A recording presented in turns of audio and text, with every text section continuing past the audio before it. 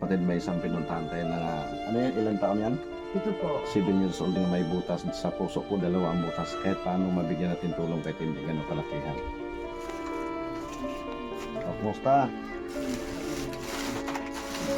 Ito mga kapatid. Magandang hapon po. Ito mga Sana kapatid. po meron pong mabuting puso na tumulong po sa apo ko.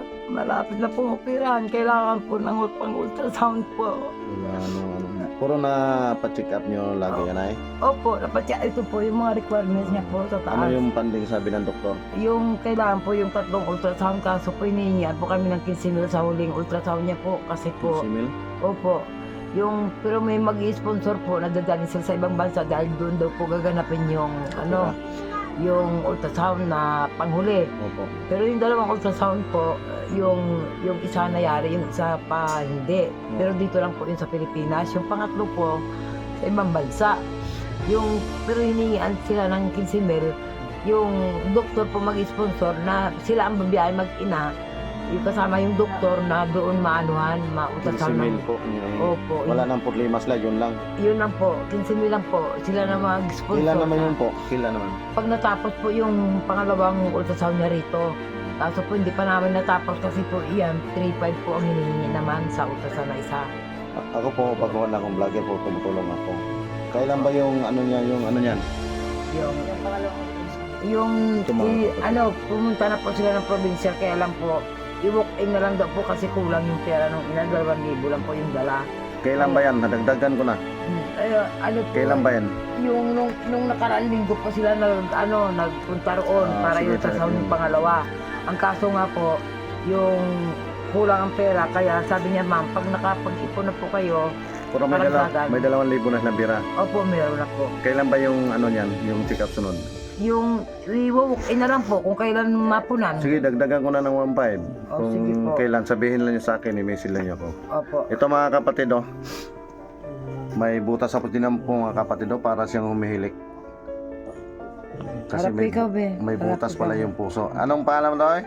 Hindi po nagsasalita. Anong pangalan yan? Chris Angel po. Chris Angel. Laki yan? Opo. Ito mga kapatid, oh. Payat na mga kapatid kasi may butas daw sa puso. Tingnan mo yung mga ano niya mga kapatid, oh. Braso. Talagang liit na liit po. Ayun po. Talagang 2 ang butas sa puso niyan. 2 po. Kailangan mabigyan natin kunting tulong mga kapatid kahit hindi ganun kalaki. Ako baguhan na kasi kong vlogger. Puro tumutulong ako. Ipataas muna siya na eh.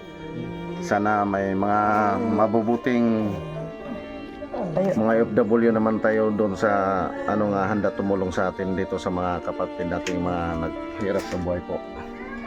Katulad dito, kailangan mabigyan ng tulong. Ang liit ng mga niya na no? Oo. Papayato Ito. talaga. Oh.